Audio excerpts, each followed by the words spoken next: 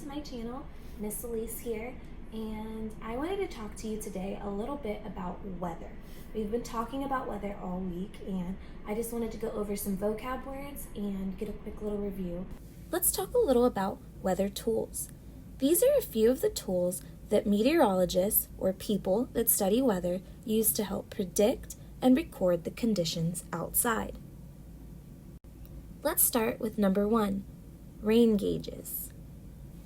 A rain gauge is a super helpful and handy tool that helps collect and measure the amount of rain that falls. Next up, we have the wind vane. The wind vane is a super handy tool that helps us see the direction the wind is blowing. You'll usually see these with like the big rooster on top, and it has the directions north, south, west, and east that points wherever the wind blows. Next up, we have a thermometer. Now, we've used these in my classroom before. We can use thermometers to measure the temperature of something, and in terms of meteorologists, they use a thermometer to measure the temperature outside. So it always lets us know if we need to wear shorts or a jacket. Our next weather tool is a barometer. A barometer is a tool that measures pressure in the atmosphere, or the air. Barometers can be used to predict changes in the weather like storms or cold fronts. Next, let's talk a little bit about anemometers. An anemometer is a tool that meteorologists use to measure the speed and the direction of the wind, which is super cool. They're these like long little things, and they have these little balls on the top that spin. And I'll put a picture up right here or right here and let you see what it looks like. An anemometer is something that I'm really excited about because today I want to show you how to create your very own anemometer.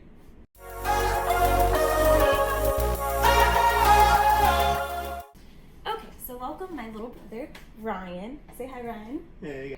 So today we're going to be making an anemometer. Ryan, do you know what an anemometer is? I do not. What an anemometer is, good. We can use it as a learning experience for everyone. What an anemometer is, it is a tool that helps us measure wind speed and wind direction. So today we're going to be making our very own. I'm excited. Yeah, seems Okay, cool. so I found these things just lying around my house. So if you have them at home, you can do this with us as well. We are going to be using little tiny Dixie cups. They're pretty small. We're going to be using straws, 1 plate, some scissors. What you're gonna What say? is that? We're gonna use a hole puncher and then some tape. Some electrical tape. Awesome. Okay, so the first thing that I want to do is I want to create my base, what it's going to stand on. So I'm going to use a little cup here, and I'm going to make 2 little indentions. Now be very careful when you're doing this. 2 little X's and make a hole right at the bottom of my cup. Then I'm going to get my straw, and I don't think we should use the bendy part. What are you thinking? I don't think so. Probably not, because we want it to be pretty sturdy. So we're going to cut our straw right about here and stick it into my cup. Now, I want to make sure it's super secure. So I'm going to go ahead and get some tape and just tape it around and down onto the cup so that it is nice and secure. So my next step is I need to create something for my cups to spin on.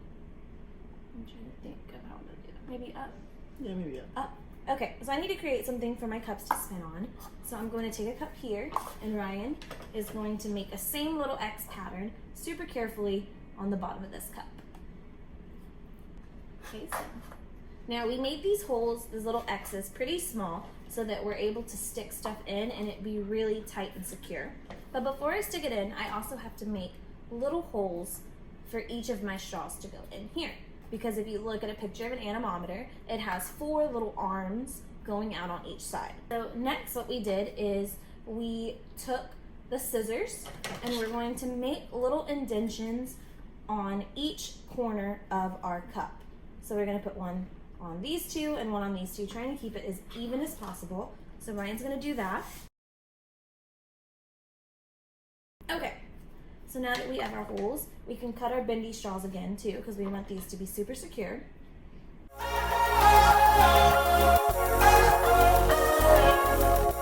So what I'm doing here is I am inserting the straws into those tiny little holes that we made on the side of the cup, making sure they're nice and secure. So now I have all my straws in here. It makes a cute little X. Now I'm going to tape the inside here so that all these straws stay together pretty well. Let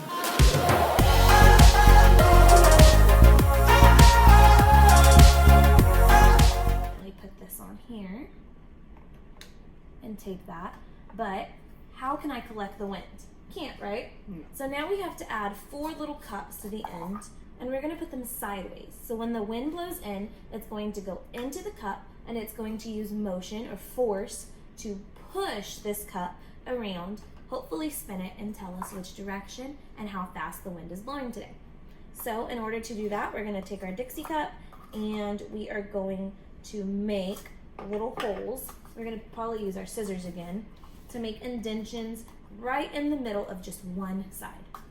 So can you go ahead and do that? We have all 4 of them cut. Ryan went ahead and did that off camera. He cut little, just a tiny little indention right here, or you could use a hole puncher if you have one at home. If not, that's fine.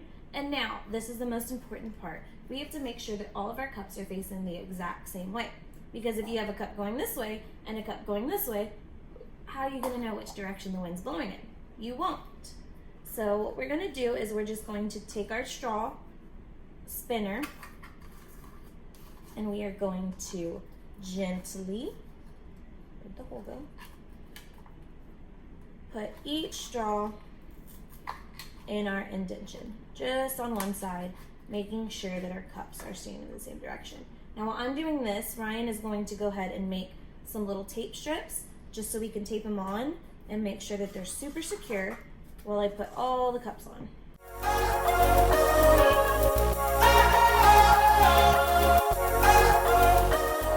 So all of our cups are attached and we have our hole still at the bottom. So now, moment of truth, we should be able to just slip this little straw on down at the bottom. You want to get another piece of tape ready? So, Tape it in to be, oh no, we don't need tape because it has to spin. So now, it should be able to turn, kind of. It's a little wonky. All right, I think we're ready to test it. You ready to go outside? I don't know if there's much wind going on today, but we'll find out. Okay, so here's our finished product. It looks a little something like this. We tried to take it outside, but unfortunately today it wasn't super windy, so it didn't really do much. So what we're gonna do is we're going to test it out with a blow dryer and see how it works. So we went ahead and took a blow dryer to it, and it worked like a charm. It spun in the right direction. It was pretty fast because the air was blowing very fast, and it was a great example just to see how an anemometer would work.